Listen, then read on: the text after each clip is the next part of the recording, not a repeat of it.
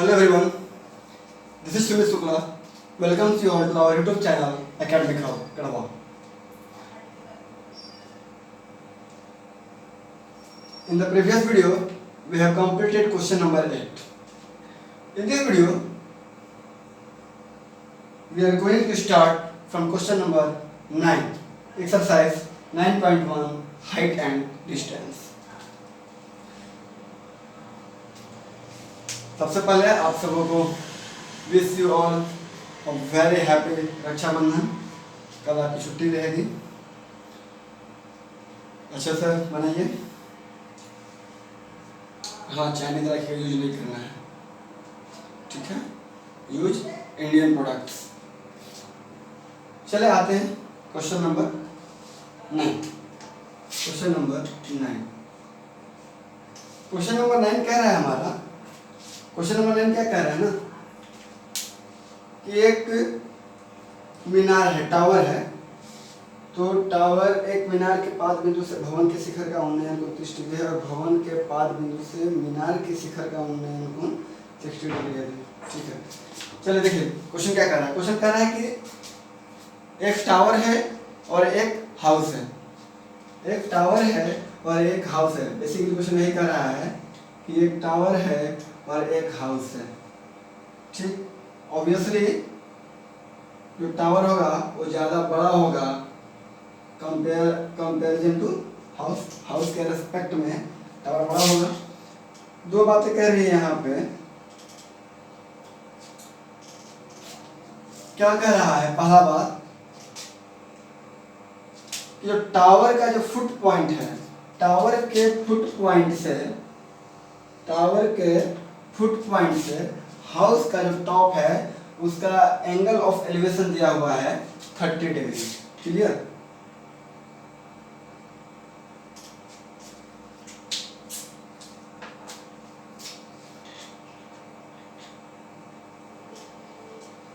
क्या कह रहा है? ठीक, मेरा टावर है, इस टावर के फुट पॉइंट, टावर के पाद बिंदु से घर का जो शीर्ष है, जो टॉप है, उसका एंगल ऑफ एलिवेशन दिया हुआ है 30 डिग्री। और दूसरा बात है कि हाउस का जो फुट पॉइंट है, हाउस के फुट पॉइंट से टावर के टॉप का जो एंगल ऑफ एलिवेशन है वो आपका है कितना? 60 डिग्री। वो आपका दिया हुआ है 60 डिग्री। देखिए, हाउस के फुट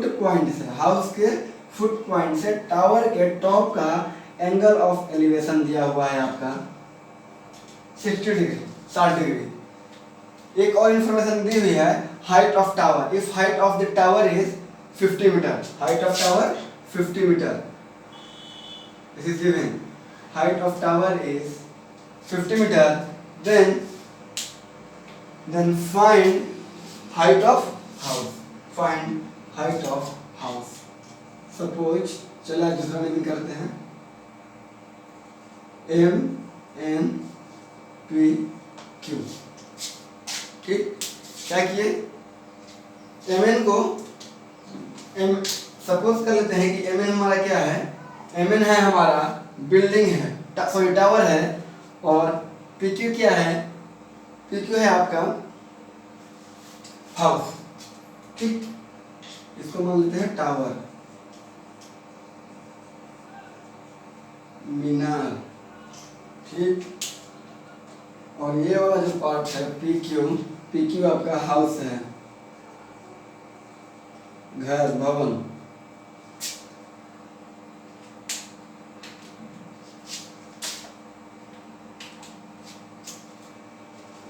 आते हैं सॉल्यूशन की ओर। एज यूजुअल हम लोग क्या करते हैं? सबसे पहले फर्स्ट स्टेप हमारा होता है कि जो भी डायग्राम में दिया हुआ है उसे उसका डिस्क्रिप्शन लिखना है कि क्या है, आखिर MN क्या है वो हमें बताना पड़ेगा। ठीक है, यहाँ पे फिगर में दिख रहा है लेकिन उसे एक सिस्टमेटिक वे में लिखना भी है। इस बात को आप समझें। तो मान लेते हैं कि MN क्या है। Let MN be the tower and PQ PQ be the house, building, भवन है मतलब बिल्डिंग, ठीक है।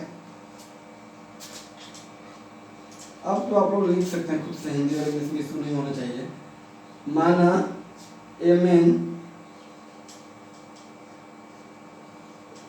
मीनार है तथा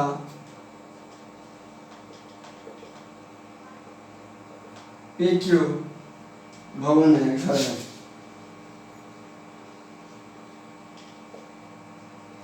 ठीक, दिया हुआ है, गिवन, क्या दिया हुआ है, एंगल MQM। एंगल M, देखिए पढ़ने का भी तरीका है।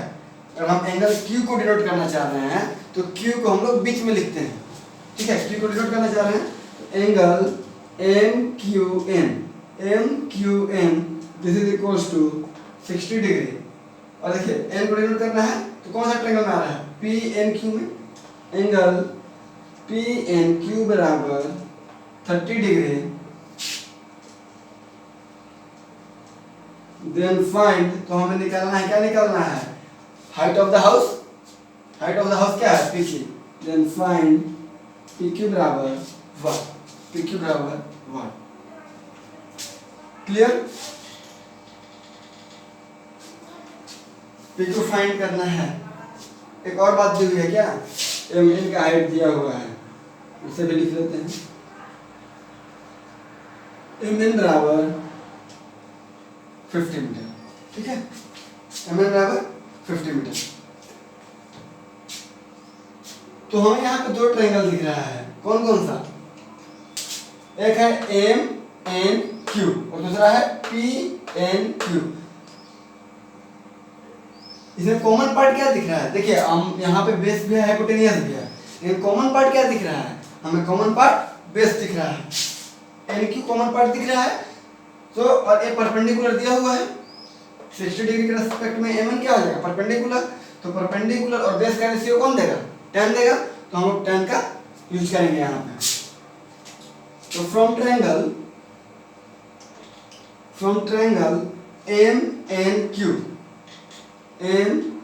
देखिए, फ्रॉम ट्रायंगल MNQ 60 डिग्री सामने परपेंडिकुलर, तो tan 60 डिग्री बराबर हो जाएगा perpendicular is MN by base is NQ। tan 60 का value √3, this is equals to tan 60 is equals to MN का हाइट दिया हुआ है 50 बाय NQ नहीं दिया था, तो NQ देखिए, इस NQ को इधर ले लाएंगे और √3 को नीचे की ओर, NQ बराबर 50 by √3 metre. Call it equation number 1। Now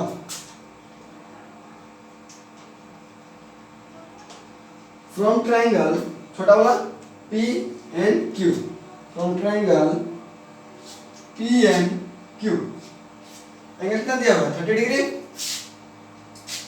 तो हमें PQ निकालना है बेसिकली, तो परपेंडिकुलर और बेस, तो tan यूज करेंगे। From triangle PNQ tan 30 degree बराबर perpendicular PQ by base NQ। tan 30 का वैल्यू कितना हो जाएगा, 1/√3, this is equals to PQ का वैल्यू कितना होगा, कुछ नहीं दिया हुआ है, PQ बाय NQ हमें नहीं मालूम। आइए यहाँ पे, तो NQ इधर क्यों आ जाएगा, NQ बराबर क्या हो जाएगा, √3 PQ। NQ बराबर √3 PQ। Call it equation number 2। ध्यान दीजिए इक्वेशन नंबर 1 और इक्वेशन नंबर 2 पे, just observe it. What you find, you will find that left hand side is NQ. In both the equation, left hand side is NQ. Means left hand side is equal. दोनों left hand side में क्या है, NQ दोनों equation में, तो left hand side क्या हो गया, बराबर हो गया। जब लेफ्ट हैंड साइड बराबर हो गया तो राइट हैंड साइड इक्वल हो जाएगा। तो from equation 1 and 2, from equation 1 and 2, 1 में क्या है 50/√3, 50 √3 this is equals to √3 PQ। हमें PQ फाइंड करना है तो √3 को यहाँ से भगा देते हैं। PQ बराबर 50/√3 इंटू √3 एक था इंटू √3, तो √3 इंटू √3 कितना होता है 3 होता है। तो PQ बराबर 50/3 मीटर। मीन्स क्या हो गया, height of the house is 50/3। यहाँ पे लिख भी सकते हैं, height of house is equal to 50/3 metre. Clear everyone? No confusion at all? समझ में आ गया? विजिबल है? Clear? Let me check.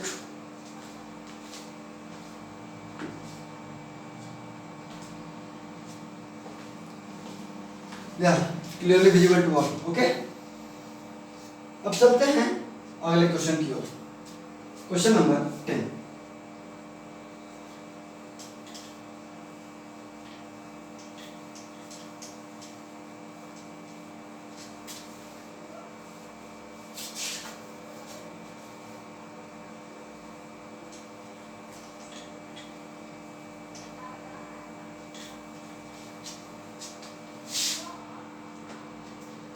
Question number 10 is,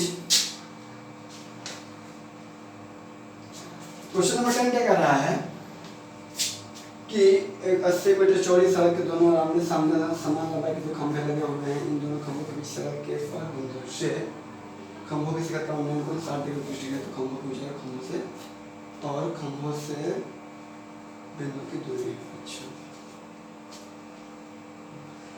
देखिए दो बातें कह रहे हैं कि एक 80 मीटर चौड़ी सड़क है, ठीक, एक सड़क है, रोड है, this is your road, this is your road. इसकी चौड़ाई कितनी हुई है 80 मीटर, 80 मीटर एक चौड़ी सड़क है। पहला इंफॉर्मेशन नहीं था। दूसरा इंफॉर्मेशन देता है हमारा कि ये जो सड़क है इसके दोनों किनारे, मतलब एक किनारा यहाँ पे, एक किनारा यहाँ पे, तो दोनों किनारे पे 2 समान लंबाई के ऑफ इक्वल लेंथ के क्या है पोल खड़े हैं ना, 2 पोल खड़े हैं ऑफ इक्वल लेंथ, ठीक है।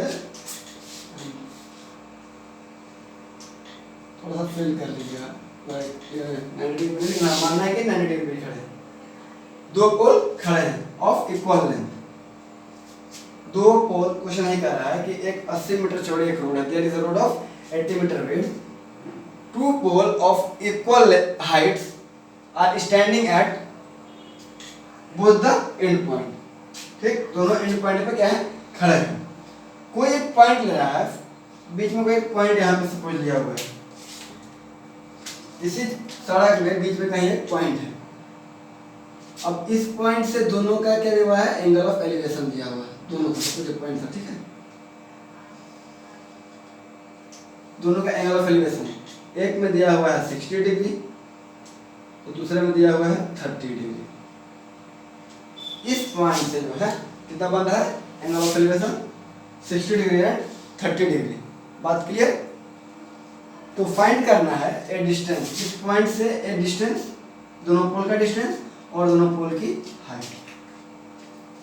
तो वो नेम कर देते हैं A B C D and E. Question number 10, let AB and CD, AB and CD be 2 pole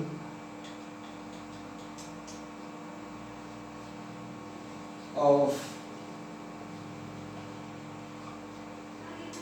equal length.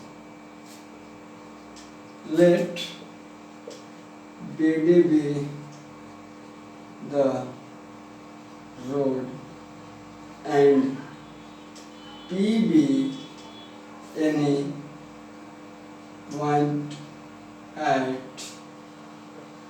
BD. Clear? Hindi में माना AB तथा CD दो समान लंबाई के खंभे हैं, माना कि BD सड़क है जिस पर एक बिंदु P स्थित है, जिस पर एक बिंदु P स्थित है, ठीक, जिस पर एक बिंदु P स्थित है। कुछ और इंफॉर्मेशन दी हुई है गिवन, क्या क्या दिया हुआ है? एंगल APB, एंगल APB बराबर 60 डिग्री, एंगल CPD बराबर 30 डिग्री, BD बराबर 80 मीटर। देन फाइंड, तो याद करें AB बराबर वाट, AB बराबर 30 हो जाएगा, AB बराबर वाट, और लिख दें यहाँ पे CD बराबर वाट, BP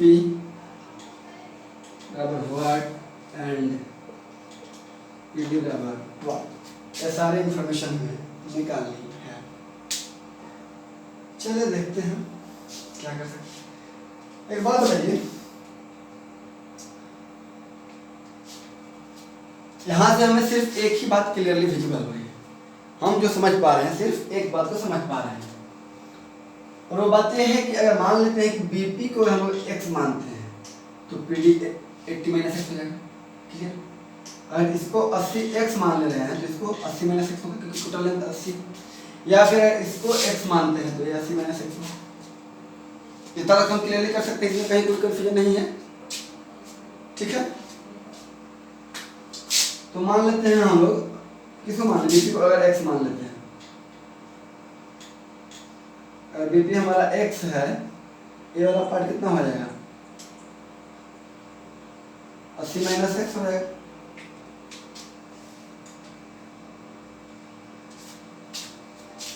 अब सॉल्यूशन में आते हैं हम लोग, लेट BP बराबर x मीटर। अगर BP x हो जाएगा तो DP क्या हो जाएगा? दिस इंप्लाइज DP बराबर 80 - x मीटर, क्योंकि कुल लेंथ 80 था और ये x है, तो 80 - x और प्लस x दोनों को जोड़ना कितना आ रहा है? 80 आ रहा है।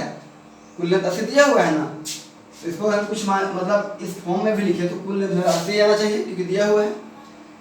इसीलिए अगर BP हमारा x है तो DP कितना आ जाएगा? 80 - x हो जाएगा। अब आते हैं हम लोग, फिर हमें दो ट्रायंगल दिख रहा है, कौन कौन सा? ट्रायंगल ABP और ट्रायंगल CPD। तो पहले हम लेते हैं ABP। From triangle from triangle ABP,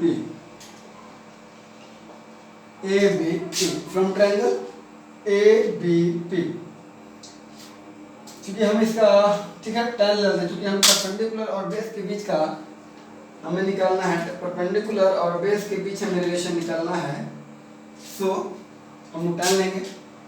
from triangle ABP tan 60 degree पर क्या हो जाएगा? परपेंडिकुलर बाई बेस, तो perpendicular is AB by base is BP।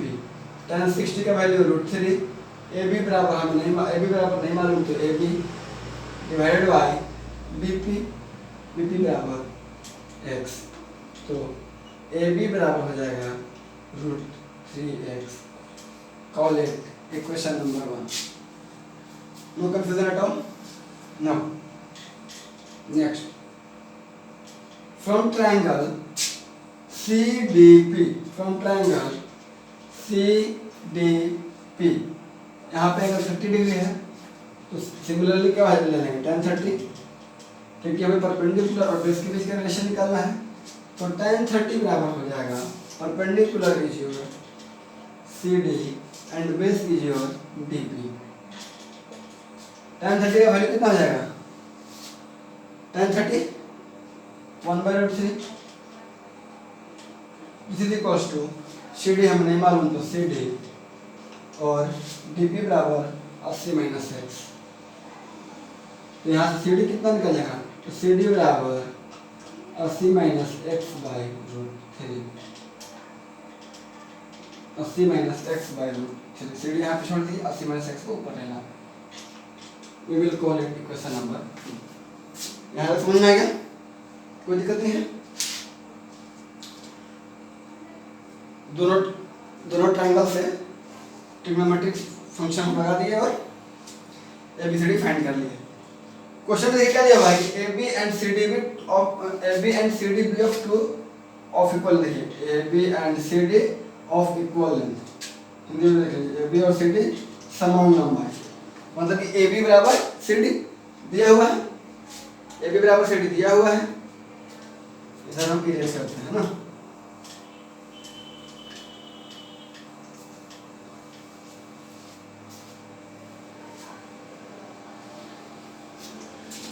हमें दिया हुआ है AB बराबर CD, क्योंकि सिंस AB बराबर CD, अच्छा यहाँ पर लिख देते हैं from equation 1 and 2, from equation 1 and 2 since AB बराबर CD, ये क्या इम्प्लाई कर देगा कि √3x बराबर 80 - x/√3, ठीक। AB बराबर सेट है, लेफ्ट हैंड साइड बराबर राइट हैंड साइड बराबर, √3 को इधर ले लाते हैं तो √3 × √3 3 हो जाएगा। तो 3x बराबर 80 - x, ये -x इधर आ जाएगा, शिफ्ट हो जाएगा तो माइनस आएगा प्लस में। 4x बराबर 80, x बराबर 80/4 20 मीटर। x कितना आ गया? x बराबर 20 मीटर। अगर a डिस्टेंस मतलब कि BP बराबर x बराबर 20 मीटर, एक आंसर। दूसरा आंसर DP निकालते हैं, तो DP क्या है? DP हमारा है 80 - x, this is equals to 80 - x की जगह 20, तो 60 मीटर। दो पार्ट निकल गया। तीसरा पार्ट AB और CD दोनों बराबर है, तो AB बराबर CD है, तो this is equals to A बराबर कितना है? √3x, तो x की जगह 20 × √3, ये सब हमारा आंसर हो गया। Clear? No confusion at any point? तो आ रहा समझ में? चलिए आप लोग स्क्रीनशॉट ले लीजिए। वीडियो अच्छा लग रहा है, हेल्पफुल लग रहा है तो लाइक भी कीजिए और चैनल को सब्सक्राइब भी कीजिए। आप लोग कमेंट किए कि हाँ सर अच्छा लग रहा है, वीडियो हेल्पफुल है, तो आप लोग लाइक भी कीजिए। हम देख, लेकिन वीडियो हम देख लाइक कम आ रहा है, व्यूज़ तो जा रहे हैं लेकिन लाइक कम आ रहा है, तो वीडियो को लाइक भी कीजिए और अपने ज़्यादा से ज़्यादा दोस्तों को जोड़िए, सब्सक्राइब करवाइए। आजकल आप लोग सब्सक्राइब नहीं करवा रहे, लगता है भूल गए हैं क्या?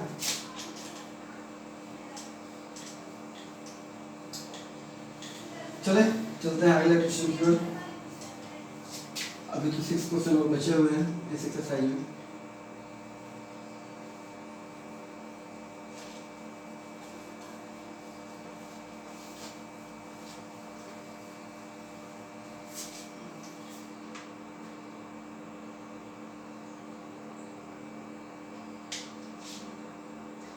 आइए क्वेश्चन नंबर 11।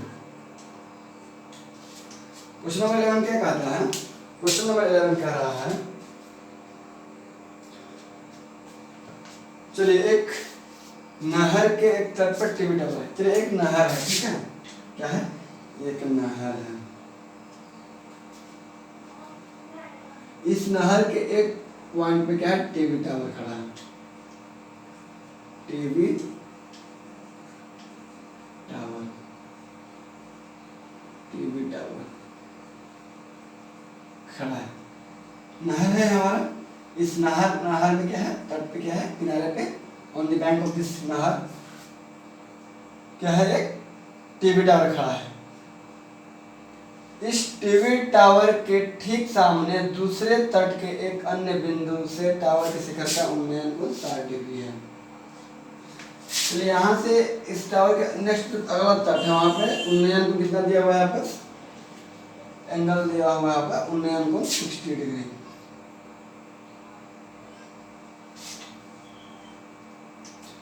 एक टावर है, टावर के एक किनारे पे क्या है, सॉरी एक नहर है, नहर के एक किनारे पे क्या है, टीवी टावर खड़ा है। एक नहर, उसके बैंक पे किनारे पे क्या है, टीवी टावर खड़ा है। इसी दूसरे छोर पे, समझिए दूसरा छोर था, ठीक है, ये बैंक का दूसरा, नहर का दूसरा किनारा था। यहाँ पे आपका इस पॉइंट पे क्या है ना, इस पॉइंट से टीवी टावर का जो टॉप है उसका एंगल ऑफ एलिवेशन दिया हुआ है 60 डिग्री। अब इस पॉइंट से 20 मीटर इधर हम आ गए, ठीक, इस पॉइंट से 20 मीटर आगे बढ़ने पर उस बिंदु से अगर हम एंगल ऑफ एलिवेशन ले रहे हैं, इस पॉइंट का टॉप का एंगल ऑफ एलिवेशन, वो आपका हो जा रहा है 30 degree. That is your 30 degree, यही कर रहा है। 20 मीटर गए तो ठीक है 30 degree. Then find height of the tower and width of the नहर का चौड़ाई। तो बात निकालनी है, A B C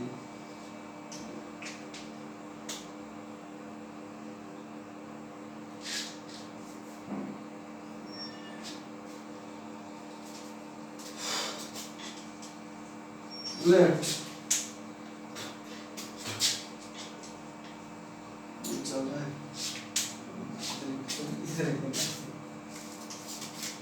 let AB be the TV tower and ठीक है,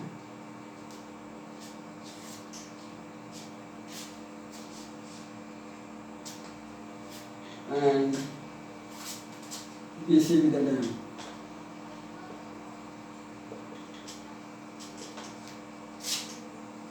माना कि ये टीवी टावर है तथा बीसी डैम है, नहर है, दिया हुआ है,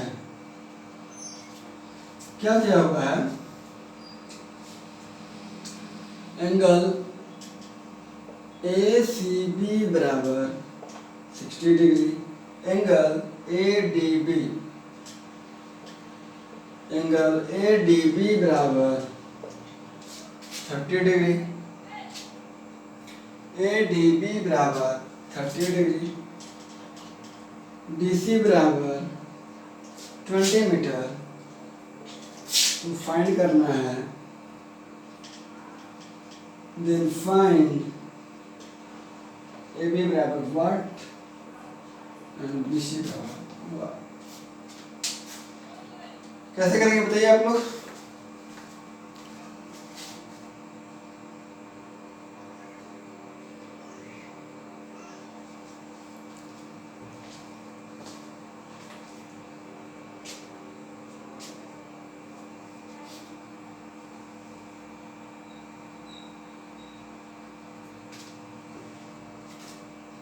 ठीक है,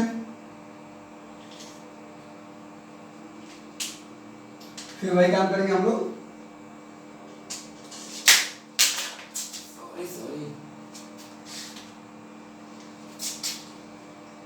दो ट्रायंगल दिख रहा है, ट्रायंगल ABC और दूसरा ट्रायंगल ABD, तो ये अप्लाई कर देते हैं।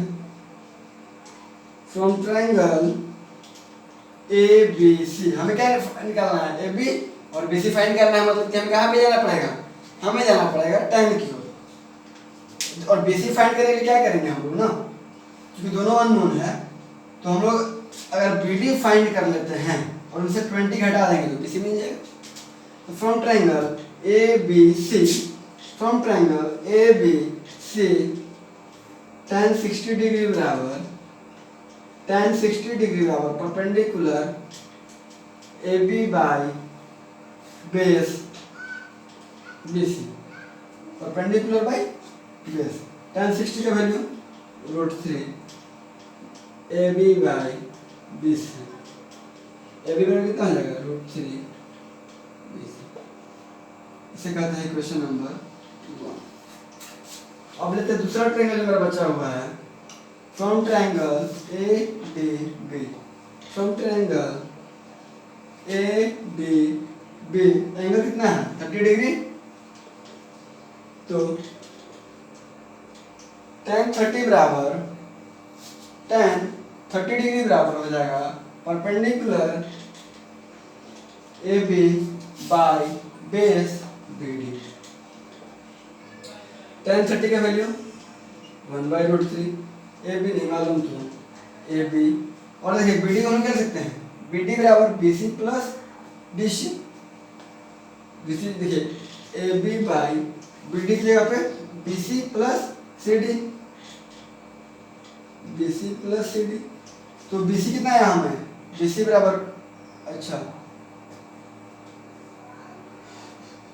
चलिए यहाँ BC लिख देते हैं, ठीक है, BC प्लस CD बराबर 20।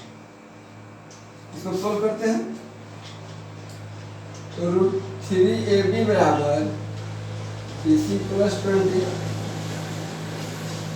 AB बराबर BC plus 20 by √3।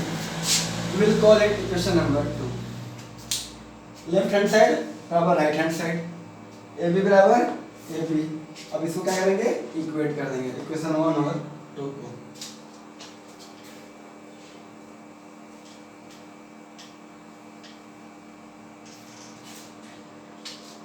From equation 1 and 2, from 1 and 2 क्या हो जाएगा, √3BC बराबर BC प्लस 20 बाई √3। ये √3 इधर आ जाएगा तो √3 इंटू √3 कितना हो जाएगा, 3 हो जाएगा। 3BC बराबर BC प्लस 20, ABC इधर आ जाएगा तो 3BC माइनस BC बराबर 20, तो 2BC बराबर 20, BC बराबर 20 बाई 2, 10 टाइम्स BC बराबर 10। BC निकाल लिए, हमें ऐसे निकाला था, एक आंसर निकल गया मेरा। दूसरा था AB, AB बराबर क्या है √3BC, √3 into 10 equals to 10√3 metre. This is answer. Clear,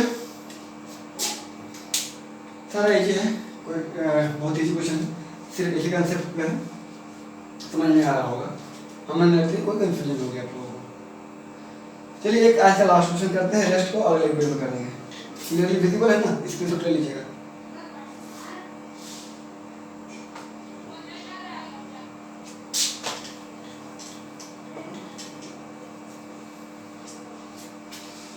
ये कुछ ज़्यादा ही है।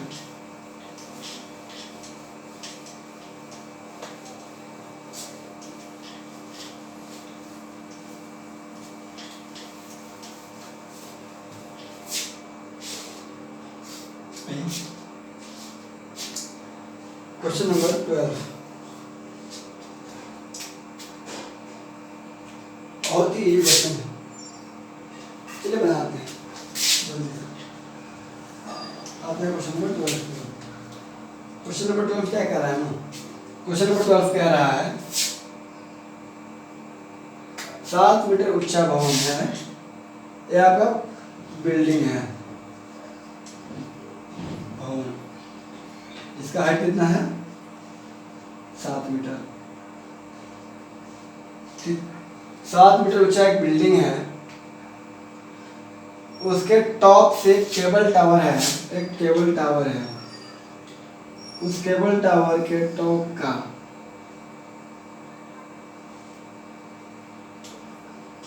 ठीक, ये आपका केबल टावर, हिंदी में वही होगा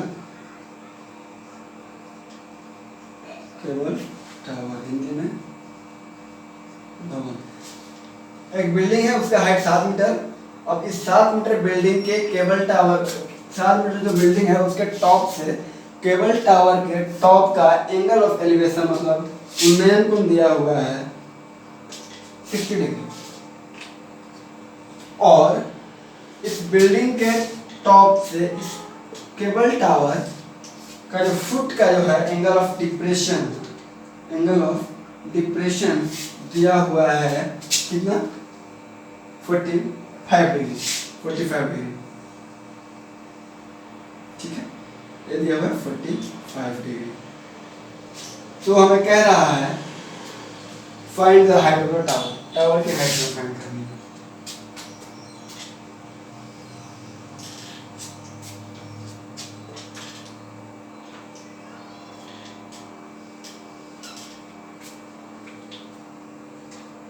देखिए अगर ये 45 डिग्री तो ये 45 डिग्री। अब तो कंफ्यूजन नहीं होना चाहिए, अब तो अंतिम क्वेश्चन की तरफ चलना है, मतलब 3-4 प्रश्न मात्र बचे हुए हैं, सारा बताया हुआ है, दोनों पैरेलल लाइन अंदर का अंतर।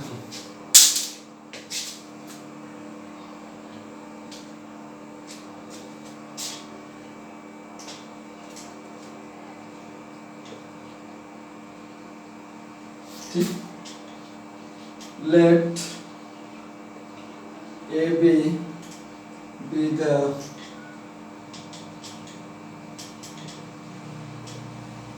building and CD be the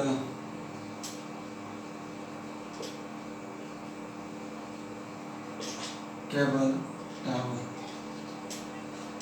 माना AB भवन है तथा CD केबल टावर है। क्या दिया हुआ है, गिवन AB बराबर 7 मीटर, एंगल CAE, CAE बराबर 60 डिग्री। इसे अगर काम नहीं, यहाँ से काम पड़ेगा हमें एंगल ADB, एंगल ADB बराबर 45 डिग्री। तो फाइंड CD बराबर, CD हमें फाइंड करना है। देखिए सबसे पहली बात जो हमें दिख रही है वो हमें ये दिख रही है कि अगर AB 7 है तो DE बराबर क्या हो जाएगा, 7 हो जाएगा, कोई दिक्कत नहीं। ये 7 है तो AB 7 मीटर हो जाएगा। अब अगर हम CE निकाल लेते हैं किसी तरीके से तो हमारा काम बन जाएगा। तो CE निकालने के लिए हमें क्या निकालना पड़ेगा, AE निकालना पड़ेगा। तो हम लोग करने ये वाले हैं कि इस छोटे से जो ट्रायंगल है ABD, छोटा सा जो ट्रायंगल हमारा है ABD, इस छोटे से ट्रायंगल में पहले हम लोग फाइंड करेंगे BD, क्योंकि हमें AB मालूम है, एंगल मालूम है, तो यहाँ से BD निकाल लेंगे। तो जो BD होगा वही AE होगा, ये दोनों पैरेलल लाइन है, तो फिक्स पॉइंट के बीच में पैरेलल लाइन भी है, तो AE बराबर BD हो जाएगा। जब AE फाइंड कर लेंगे तो CE फाइंड हो जाएगा। आइए देखते हैं। तो सबसे पहले चलेंगे छोटा वाला triangle ABD। From triangle ABD perpendicular और बेस के बीच का रेशियो tan देगा। तो tan 45 डिग्री बराबर perpendicular AB by base BD, tan 45 1, AB बराबर 7 बाई BD, तो BD बराबर हो जाएगा 7 मीटर। ठीक, अगर BD 7 मीटर हो गया तो A कितना होगा, दिस इंप्लाइज कि A बराबर है 7 मीटर। ठीक, अब छोटा वाला ट्रायंगल CAE, ऊपर वाला मतलब फ्रॉम ट्रायंगल सी ए ई। फिर परपेंडिकुलर और बेस का रेशियो लेना है तो tan लेंगे, तो tan 60 बराबर परपेंडिकुलर बराबर है सी ई और बेस है ए ई। tan 60 का वैल्यू √3, सी ई हमें नहीं मालूम बाई ए ई बराबर 7 आ चुका है, ए ई बराबर 7, तो सी बराबर कितना हो जाएगा, सी ई बराबर 7√3 metre. Call it equation number 2। अब देखिए सी मालूम है, ई डी मालूम है, तो सी डी नहीं मालूम चल गया, तो सी डी बराबर सी ई प्लस डी ई। सी कितना है 7√3 प्लस डी ई बराबर 7 कॉमन √3 प्लस 1 मीटर। आंसर समझ में आ गया, क्लियर है? Hope you all enjoyed this session. So please like the channel and subscribe and share as much as possible. Thank you everyone. Once again wish you all a happy Rakshabandhan. फिर हम लोग मिलते हैं परसों, कल छुट्टी। Okay, thank you.